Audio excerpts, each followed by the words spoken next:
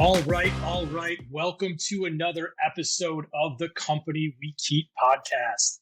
I am super excited today to have my good friend, celebrity chef, and brother from another mother, Matt Abdoo, on the podcast with us today. Matt, welcome. How are you today? Awesome, brother. Thank you so much for having me. It's great to see your handsome face. Yes. So good to see you too. So let me give this audience a little bio and give you some time because you've got quite a bio sheet here for us. Now, I'll run through all the accolades of who you are and what you're all about. But Matt, you reside in New York City with your wife, Megan. You also have a 4-year-old son, Luke. You're a business owner. You're a celebrity chef in the food world. And you have just got a decorated resume. So to start from college and on, you were the valedictorian of Culinary Institute of America, which is a very well-known culinary school outside of New York City. You were the chef de cuisine of a restaurant in the north end of Boston before your 25th birthday. You were the chef de cuisine of Del Posto, which is widely known as one of the best restaurants in New York City. And during your time there, you won the coveted 4-star review from the New York Times. And you're also now the executive chef and owner of Pig Beach, which is a barbecue joint, which we're going to talk a lot about, that has locations in Brooklyn, has locations in West Palm Beach, and soon to be a third location in Long Island City. So you're a regular contributor to the Today Show as a celebrity chef. You've been on Beat Bobby Flay as a judge. You've appeared on The Chew, which is an NBC show. And you've also been on Food Network's The Kitchen. So you have been all over the place as a chef, doing all sorts of stuff. I am so excited to have you here and just so proud of seeing what you've accomplished in your life so far. Thanks, buddy. It's kind of crazy when you start running through all the things that I've done in the past 20 years since we graduated college. It's pretty insane. It's been an amazing journey, and I couldn't be more grateful to be where I am today.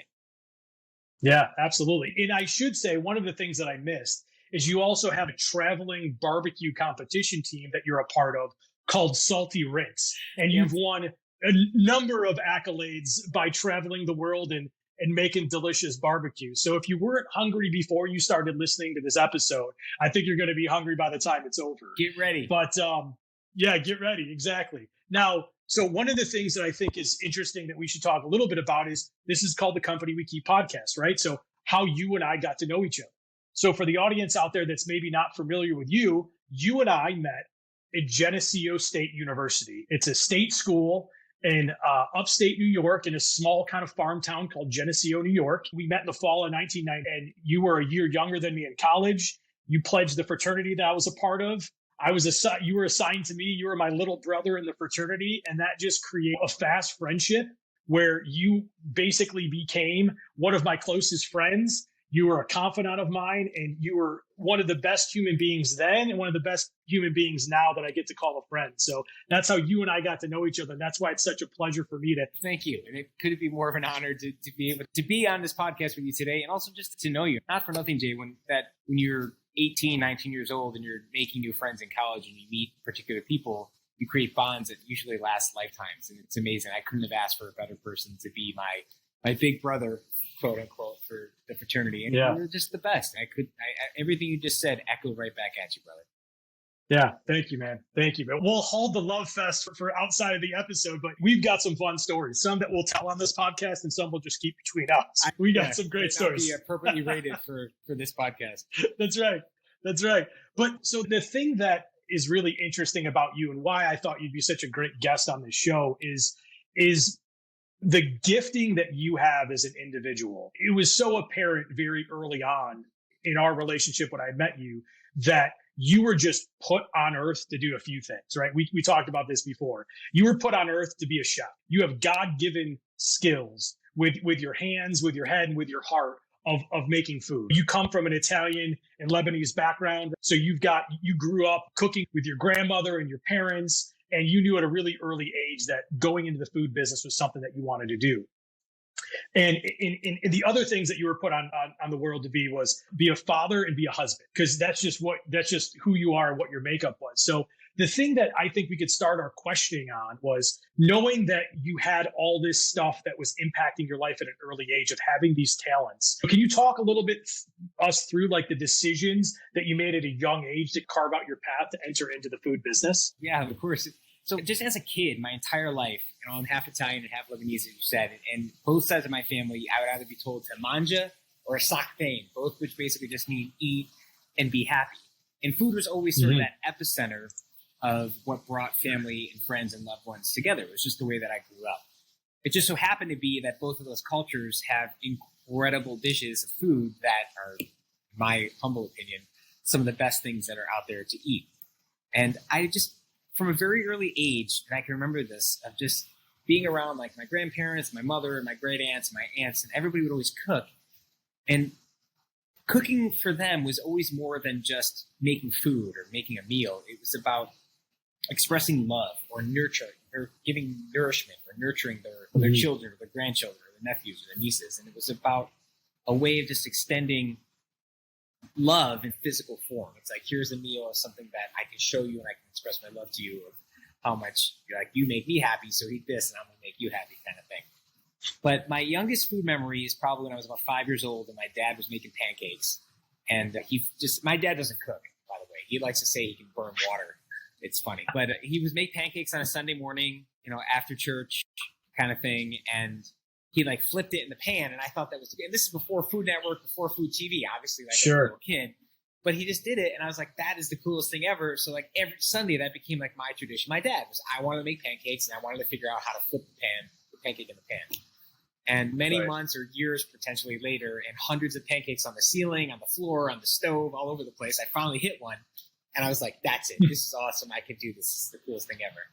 So I just continued to cook like throughout junior high and through high school. Both my parents worked at the junior high that I went to. My father taught 7th grade math for 33 years, the same school, the same classroom. And my mother worked in the guidance department. So both of my parents, God bless them and thank God for them. My parents are my heroes. If I can become half the person that my dad is by the time I die, I know I will have lived a successful life. And my parents are hands down the greatest people I know. And they provided for me in a way. We grew up, we didn't have much, but we had a lot. We were rich and love and never wanted for anything. We always found a way to get everything we wanted. But my parents, they allowed me to get into this talent, like cooking. They allowed me to make a mess. I would go to the grocery store with my mom. I would buy ingredients when I was super young, and she would get me some cookbooks for Christmas, or it'd be like the new thing that people gave me for Christmas presents would be like cookbooks. And there's this one year she got me this Hershey cookbook, and I was super into baking and pastry when I was younger. That was what I loved to do. Okay. It became a thing where I'd make cheesecakes and these chocolate torts and these ganache cakes and things like that. And I'd bring them to school, or my mother would have a staff party, and I'd bring in a cake. So one year, I think I was 15 years old, I made this chocolate torte. My mother brought it to school. One of the people that worked at school with her ate a piece of cake, and she's like, where did you get this cake from? And she's like, I didn't buy it. Matthew made it. And he was like, no way. Does he ever want to cook like in a kitchen? And she's like, oh my God, that'd be amazing. That way he can stop making a mess in mine. So he's like, I'm really good friends with these brothers, Dean and Jason Knoll. They own this Italian bakery cafe in Utica, New York, called Cafe Cannolis. Both Culinary Institute of America graduates, some of the most talented chefs in the area. They're like, do you think you want to work there? And she's, oh my God, yes. So she came home that day. I got a phone call from this guy, Ralph Polito. He called me up. He's like, you're all set. Be at the restaurant. Be at the bakery at 5:30 in the morning. I was like, okay, awesome. 5:30 a.m. I'm 15 years old. I'm like, I'm there. So I'm like 15, and I'm like, all right, Mom, you got to drive me to the bakery. And we had to leave at 5 a.m. to get my mom to drive me to work because I'm still too young to have my license. And I went there the first day, and they're like, hey, nice to meet you. It's 5:30 in the morning. Everyone's groggy and still waking up. Right. They're like, go hang out in the dish pit, wash dishes for a little bit, and then we'll figure out what we're going to do with you. So I go to the dish pit, and at this Cafe Cannolis, the bakery, the first thing they would do every morning is make all the big cakes. And they had 3 rows of stainless steel tables. Each was probably at least 6 feet long. There were probably 4 of them on each row. And they would just line them up with the cake orders, fill and frost the cakes, and get them in the walk-in. And after they did all that, they'd take like a coffee break. But this is just the funniest memory ever, because when the younger brother Jason was making all the creams to go on the cakes, they had these big mixers, big Hobart mixers, and he'd bring the whips over to the dish pit for me to wash when he was done using them. And I just remember seeing like the whip, and it had some of this chocolate cream on it, and I'd be like looking around, I don't know what the heck. So I'd take a lick off the whip and be like, oh my God, that's so good. And then I'd wash it, and like the same thing, and that would go on. They went on for about an hour, and then the older brother Dean was like, all right, enough washing dishes, come here. And he handed me a pastry bag and a 5-gallon bucket of cannoli cream. And he's like, have you ever used a pastry bag before? And I was like, yeah, I have. I'm like, I'm not great at it. I'm 15, but I have. Come over here, shows me how to fill the cannoli, make sure I get all the cannoli cream to the center of the cannoli shell so that you don't have a hollow cannoli. And he's like, just fill all the cannolis until all this cream is gone. And I thought that was the greatest thing in the world. So I'm in the corner of this restaurant. I must have filled probably 500 cannolis. I'm like looking around, put a little on my finger, take a little taste. I'm like, absolute heaven. Absolute heaven. Right. And for me, this is like the greatest thing in the world. Like, this isn't even work. This is me in absolute paradise. So I finished doing all those cannolis. And he's like, you did a really good job with that. We're going to hang out. They put me into some other jobs for us today, help make some cookies, help make some pussies or whatever. He's like, be back tomorrow, same time. He's like, you're hired. We'll take you. And I worked for those guys from 15 all throughout high school, all throughout Geneseo, and then even throughout culinary school at the Culinary Institute of America, until eventually the point where throughout Geneseo, they transferred me from working in baking and pastry to working on the hotline because they did really fancy Italian dinners on Fridays and Saturday nights, Sundays. So I could start to get more knowledge of how it would be when going to culinary school. So I was like a leg up and I had like actual experience. No, let me, if I could hop in real quick. Yeah. What's interesting about that, you're talking about Cafe Cannoli. You may or may not remember this, but my wife and I, when we got married, you made the cookies and the cannolis for our wedding at Cafe Cannoli, which was obviously phenomenal. And it was funny because you were so upset at the wedding because they were so good. I think like people were grabbing them like by the 5, and they went like in a moment's notice. And then you felt so bad. You're like, I should have brought more. I'm like, I think old ladies were stuffing them in their purses. You know what I mean? I think that's what was happening. I think so too. Yeah. I brought a ton. That's a great story. And I do remember that very, very well. But I just had a blast. And cooking for me, the brothers, Dean and Jason, they took me under their wing and they really taught me and showed me so much before I even got to culinary school. That's why part of the reason when I was in Geneseo, we'd come back from a summer and I'd have all these fun dishes up my sleeve that I learned how to make at the restaurant that I was like, all right, I'm going to make it for the fraternity house when we get back. Let's go. Right. Whatever that could be. Right. So what's interesting about that is when you tell that story and you tell like the way that you got this mentorship from these brothers in this great place, what I think is really important, especially when like leaders are hearing this podcast or people that are looking to, maybe they're not in the restaurant business, but one of the things that's interesting is that you always had a heart for service. Like you go in the food business, it's a service-based business. And when people are trying to figure out professionally what they should do, they should really think about what they really enjoy. And we live in a world now where it's so much easier to do that and have those opportunities than maybe it was even 20 years ago. But for you, one of the things that always struck me was your want and ability to serve others. So like, for example, not only were we super good friends, if you remember correctly, like you opened up a little like barber shop in your apartment your junior year. You used to cut my hair, buzz up my hair, looked pretty good. Yeah, the clippers did the whole thing. Yeah, for sure. That's right. And then also, like you had said, you would come back and you would, whether it be late night, you would feed all your buddies, or whether it would just be like breakfast time in the morning, your inherent want every single day was to serve people. And one of the things that's so great about talking to you and seeing where you're at now in your career, you just took your love for people, your love for food, and your love for serving others, and you just applied it to what a profession was. It just happens to be that you're a super gifted. So just super cool to see that. I totally appreciate that. And that's 100% true. And it's funny that you say that too, because like when I was after Geneseo and I was applying to go to the Culinary Institute of America and had to write my admissions essay and all that other sort of stuff, I closed the essay with this little, wasn't a hashtag, it existed back then, but this sort of saying that I still say to this day, which I love, is that I love the power of food. Whether it's a piece of chocolate when you're sad or a bowl of chicken soup when you're sick, food has that unique ability to put a smile on your face or make you feel better.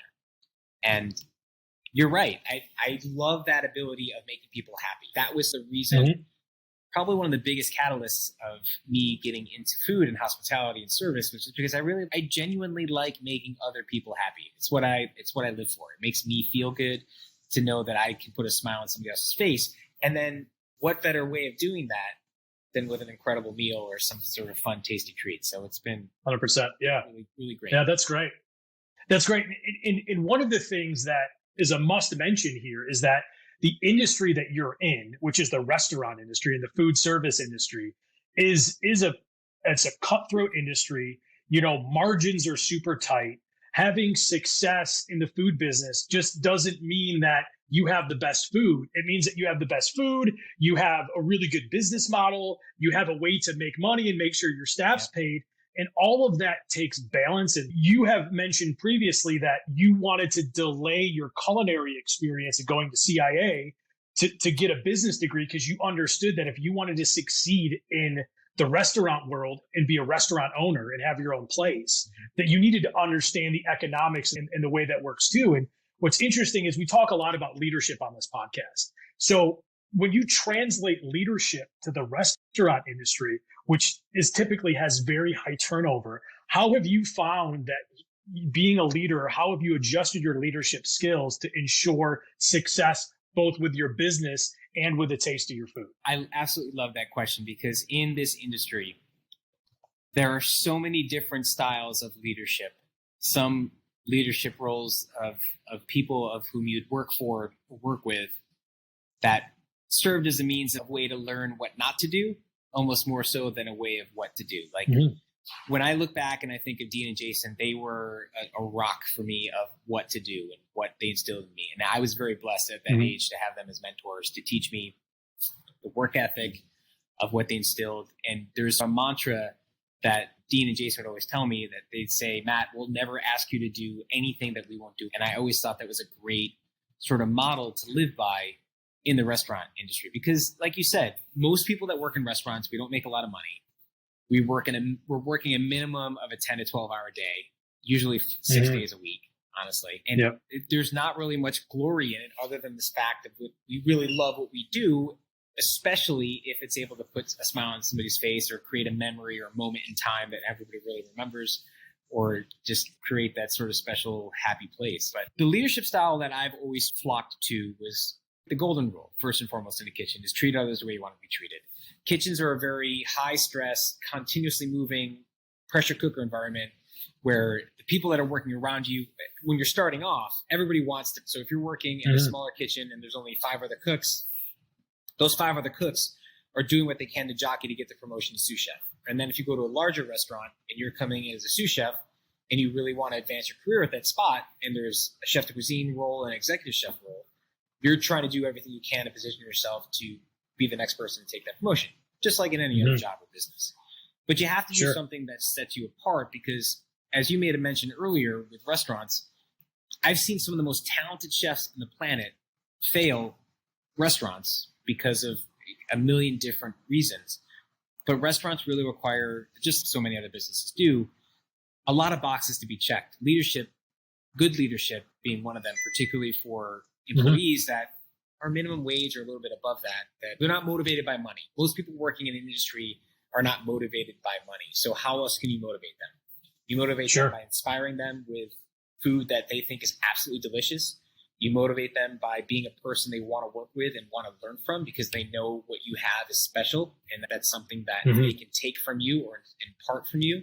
I think that's probably one of the biggest reasons for me. Those are the biggest draws for me as a young cook. I wanted to go and work for the best, and I wanted to take from the best. And I remember being like 14 or 15 years old when the Food Network started to come into its peak, and there was Molto Mario, there was Boy Meets Grill, Bobby Flay, there was Essence of Emerald or Emerald Live, and I would watch those guys and say, I want to be them. Like I would watch Emerald Live and be like, this guy has the coolest job on the planet. I want to be just like him.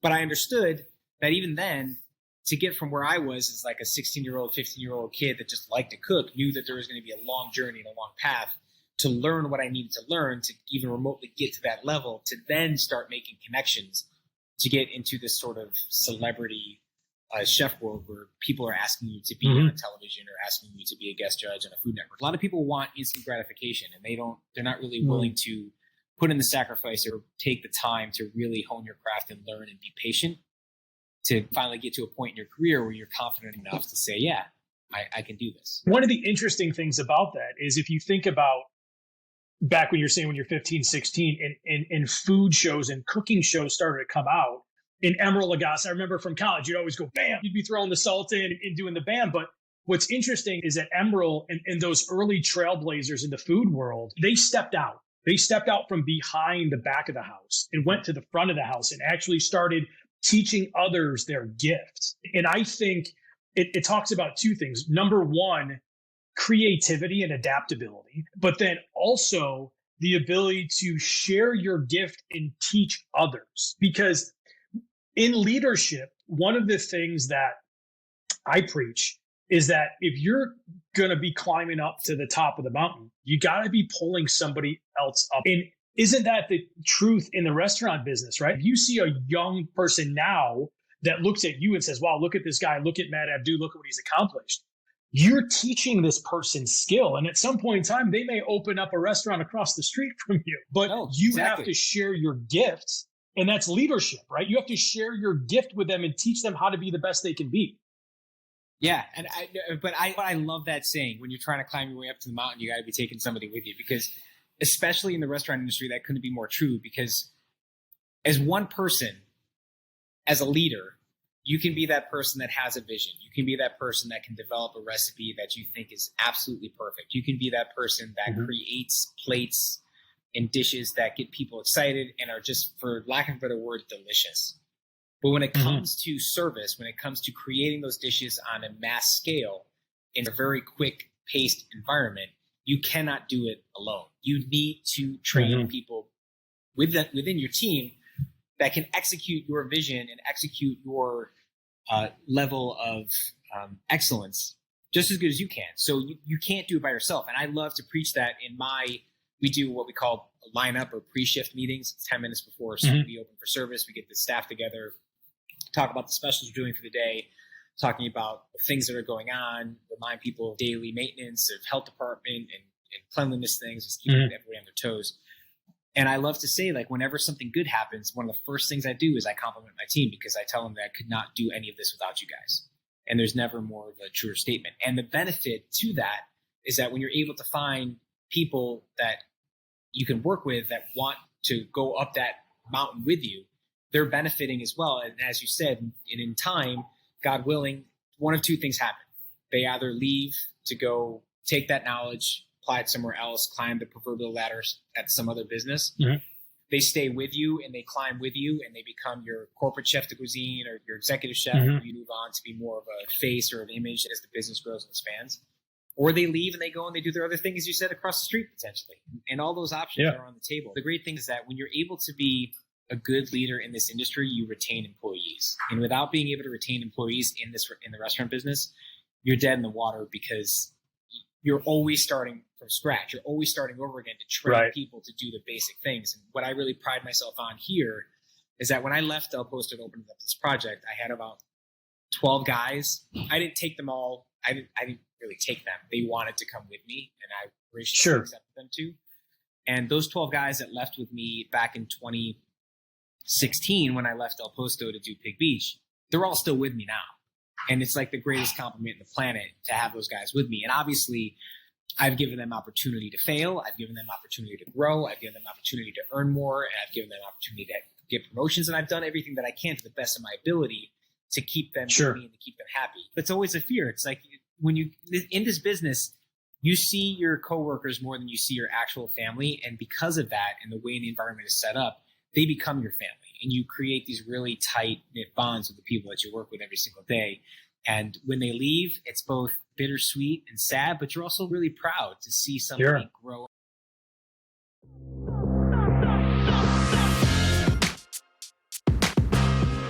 Hey, everybody. Thanks for listening to another episode of the Company We Keep podcast. That episode with Matt Abdoo was awesome. He's such a phenomenal guy, an inspirational leader, a great businessman, and a phenomenal chef. So if you liked episode 1, there's so many more things that we cover in episode 2. So don't forget to check that out next Tuesday when the episode launches. Also, if you're looking to connect with Matt or connect with me, all of Matt's socials are going to be on my website, jasonmpearl.com, under the podcast show notes. So every way to follow him and interact with him is going to be right there. In addition to that, we have a new feature on my website. It's a digital voicemail recording. So if you want to talk to me, you want to ask me a question, you want to tell me if there's certain topics you'd like to have me cover on this podcast, head over to my website at jasonmpearl.com and check that out. Until next time, this is Jason Pearl. I'm out.